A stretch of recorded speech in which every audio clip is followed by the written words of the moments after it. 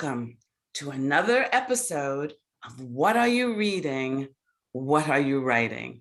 I'm Karen E. Osborne, author of Getting It Right and Tangled Lies, which just was released on July 22nd. And I'm so excited to say that I have a new contract and my third book, Reckonings, comes out on June 16th, 2022. So I hope you're something to look forward, at least I'm looking forward to it. I'm really excited about it. And I have a wonderful guest today, somebody who I've had the pleasure of knowing personally and the pleasure of reading her beautiful and powerful poetry and the pleasure of also reading her children's book and just knowing her. She's a gifted lawyer and writer and human being. And so I'm going to introduce you and I'm going to give you a formal introduction to Camille Frazer. So she is a poet and author of children's books, as I said. And when I read her collection of poems, Unveiling, I wrote a review right away. And I said, loved the accessibility of these moving, beautifully written and relevant poems. Camille followed her poetry with a children's book. I love this title. Oscar Owl Gives a Hoot About Color. And it teaches children about accepting others regardless of the color of their skin.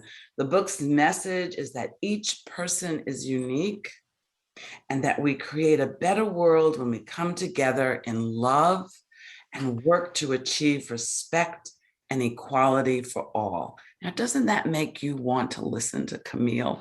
Welcome, welcome, Camille. Oh, thank you so much, Karen. I'm happy to be here. Thank you for the opportunity to be on your show, and congratulate your new book. I'm reading it right now and it's riveting. Oh, thank you. Thank you wonderful, so much. wonderful, Tangled wonderful. Lies. Thank you. Yes. Yes. Camille was gracious enough to attend one of my book signings, which is always so fun. That a mutual friend, hosted, which was nice, which was very nice. So both your poetry and your children's books are steeped in what I would describe as uplifting messages. You know, that there's an honesty to them, but there's and this uplifting message. And can you tell us about what you are trying to accomplish both with your poetry and your children's book? Well, mostly I want to enlighten and inspire others. For me, writing is a way of communicating and connecting with others, not just now, but in the future. I'm also hoping to stir the thoughts and minds of others and hopefully bring about change for the better.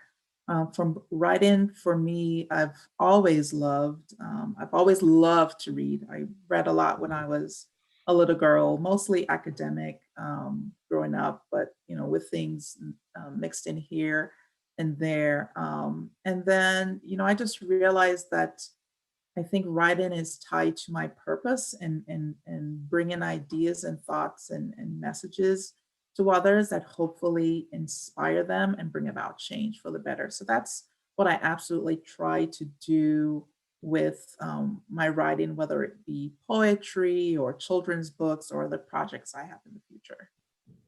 Yeah, so trying to inspire people to think deeply about things. Absolutely. And Absolutely. then sort of a call to action.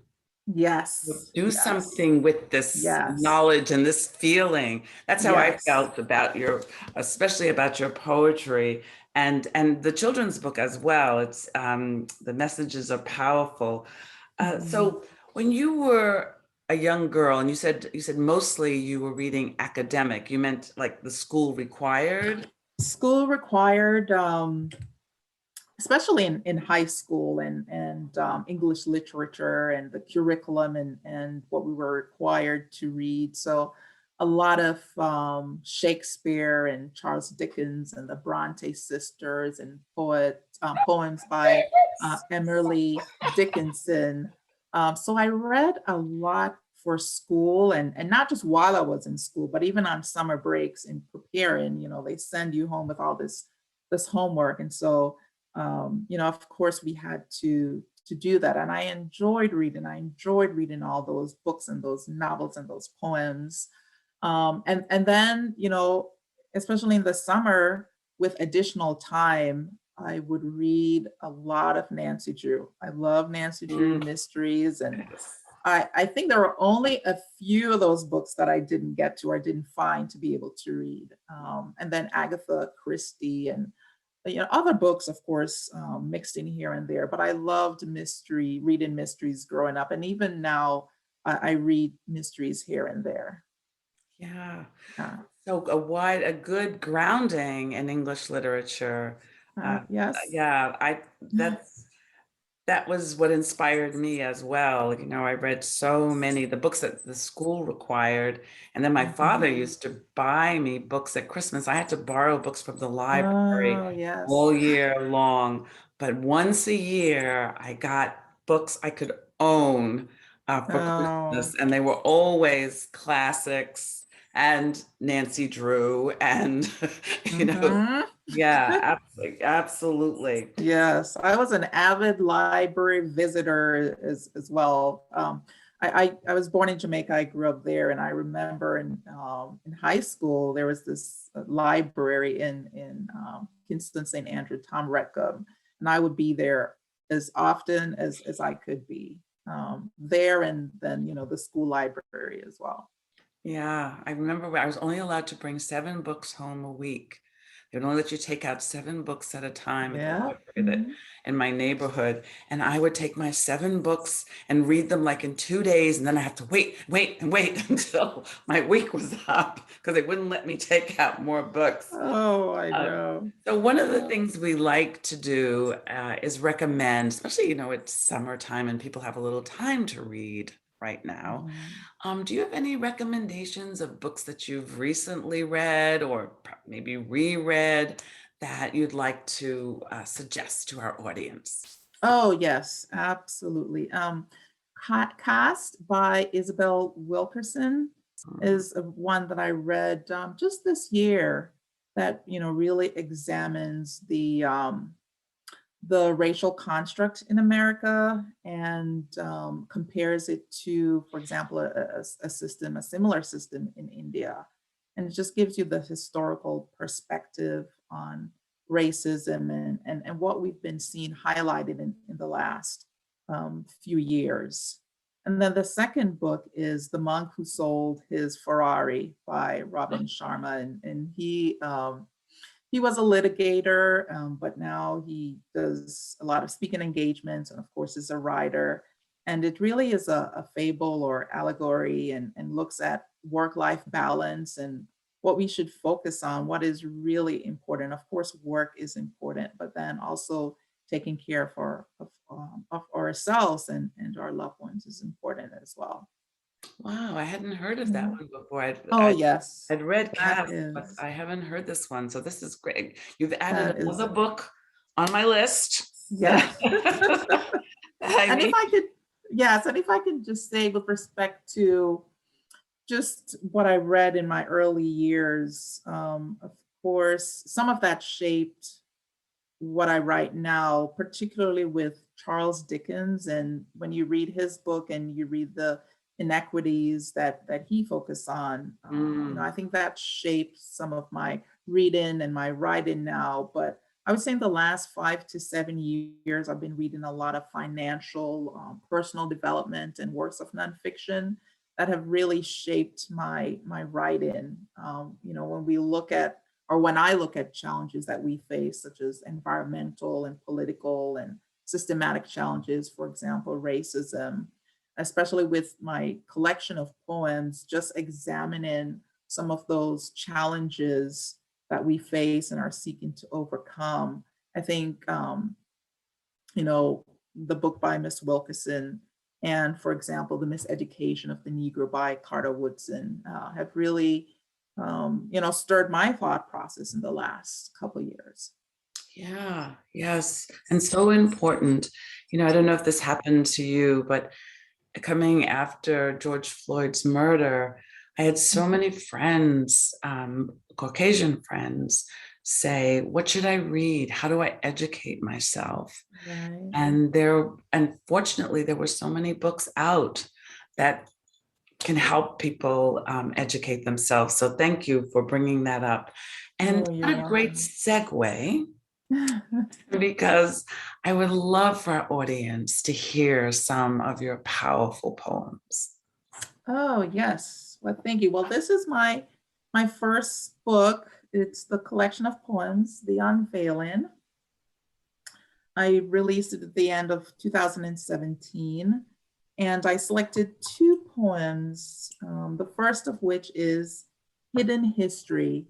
And this poem was inspired by the movie Hidden Figures Oh, that came out, I think it was 2017, because I recall watching it around that time and just being so struck that I had never heard of the story of these remarkable ladies and the contributions that they made to this country with their knowledge and their experience and their brilliance. And it just stirred in me, that we have to tell our stories, because then they won't be heard, they won't be known. So this is Hidden History. Stories rich, still yet uncovered, distinct from the running narrative, lives of wondrous accomplishments hidden.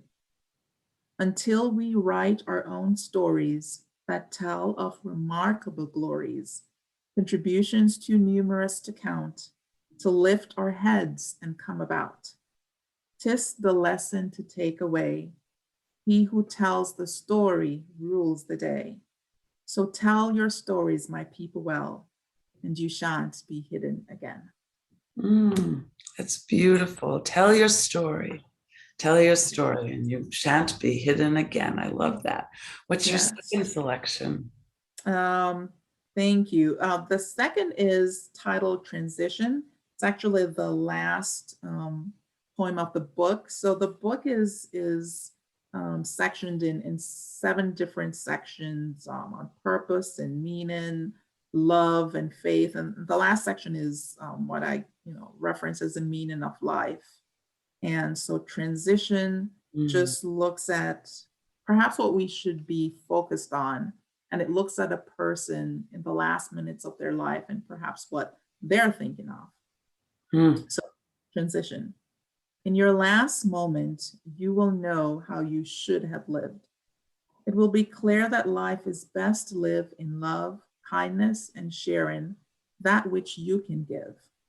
That friendship should be nurtured and not abused. That people are not objects to be used. That moments with family are to be considered time well spent. That there is an art to communicate in that minimizes confusion of which is meant, of what is meant, I'm sorry. That there is equal import of hard work and enterprise, to rest and gaiety, to avoid a soul's demise. That the world is larger and is to be explored, that it will reveal things in your proximity unknown, that love pure in form has no formidable rival to overcome its persistence unbridled, that the glories of the world once held dear mean nothing at the end unless they were shared. mm. That's beautiful. Thank Last you. moments of a life. That is beautiful. Are you working on anything now? I'm working on a fun project. It's a puzzle book, so it's different from my poetry collection and my children's book, but it's with a similar purpose to stir the thoughts of those who will engage with it with the puzzles. It's similar to the concept of Hangman, but with a twist. Something more positive and uplifting, with clues that hopefully inspire people to read some of the books and authors that are part of the clues. Wow. And how far along is this? It's getting pretty close to the end, and I hope to release it by the end of September. Excellent, this excellent. year. Something for us Yeah. to look forward to. Well, Thank I want to you. thank you so much, Camille. This has been fun and both thought-provoking, a thought-provoking conversation. And I hope that all of you have found that to be true too. Camille, if our friends wanted to find you, find your books, learn more about you, how could they do that?